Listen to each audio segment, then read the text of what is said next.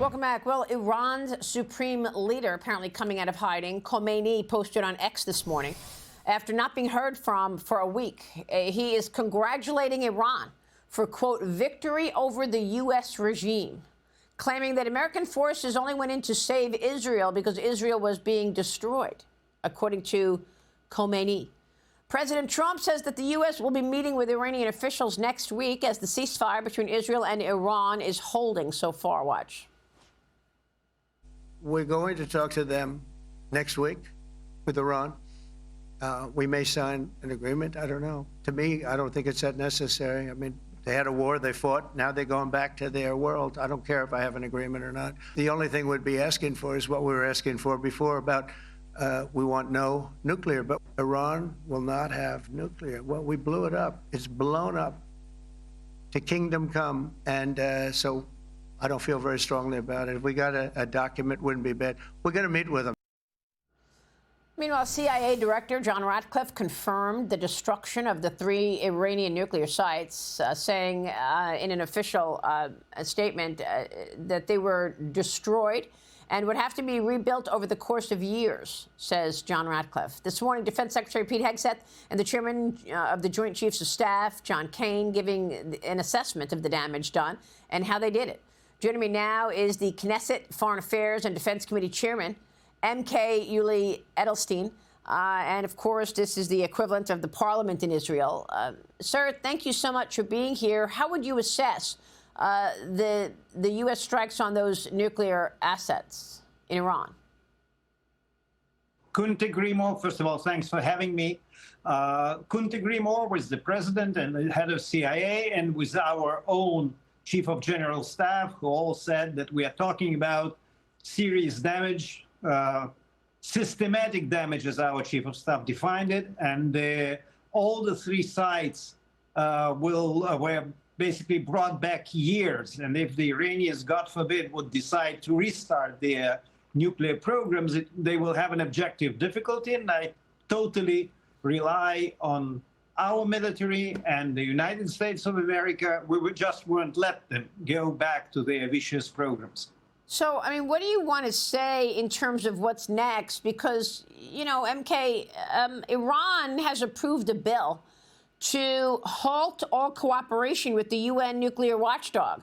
So how are you going to assess what's left and what else needs to be done to ensure that you've actually stopped Iran from having the ability to have a nuclear weapon? I think that what we've proven, among other things, in the last couple of weeks, that we have our ways to find out what's going in Iran, to say the least. And we were very precise in everything we were doing there. And we had good cooperation, once again, to say the least, with the United States of America. And I think that Iranians know very well that they can't hide. They can make all these declarations about lack of cooperation with international bodies or restarting their programs, but they know that United States and Israel, and I hope the world community, will be closely watching, and we just won't let them have it. It's a disaster, not just for Israel, disaster for the whole region. So I know that Israel says that Operation Rising Lion was a massive success, achieved all of the wartime objectives. President Trump also offering support to Prime Minister Benjamin Netanyahu on Truth Social as he faces a corruption trial on Monday. Netanyahu wrote today, "Thank you, Mr. President, President Trump, for your moving support of me and your tremendous support for Israel and the Jewish people. We will continue to work together to defeat our common enemies, free our hostages, and swiftly expand the circle of peace." MK, what's left now for Israel to do?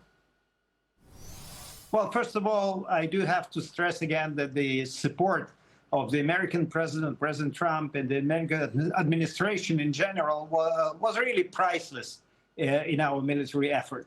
And as you rightly mentioned, we've reached the goals that we had set before the military operation. And now it will be our task, as we were saying, to closely follow the developments in Iran. By the way, what's going on in Iran right now is just terrible. They are threatening everyone who was not opposing the regime, who was, I guess, not supportive enough and cheering enough for the regime. And I don't know whether we, God forbid, are not facing a real massacre there, and the Iranian people will suffer because of that terrible Ayatollah regime. But in terms of our goals, it will be to closely follow and make sure that two things don't happen. Iranians don't get anywhere close to nuclear weapons, and they don't restart their programs to build ballistic missiles, because ballistic missiles, even though they're considered conventional weapon, I have to say I'm coming to this show right now from a visit to one of the Israeli cities in the south that were hit by a ballistic missile, including a hospital there and civilian population. And this is something that we shouldn't let a regime like the Iranian regime have. Well, how are you going to know? I mean, you know, you've got Iran continuing. The conflict between Israel and Hamas is also ongoing. The IDF reporting that 7 Israeli soldiers were killed by Hamas during an attack in the Gaza Strip earlier this week. This is one of the deadliest incidents for the IDF in months. What can you say? First of all, you're absolutely correct.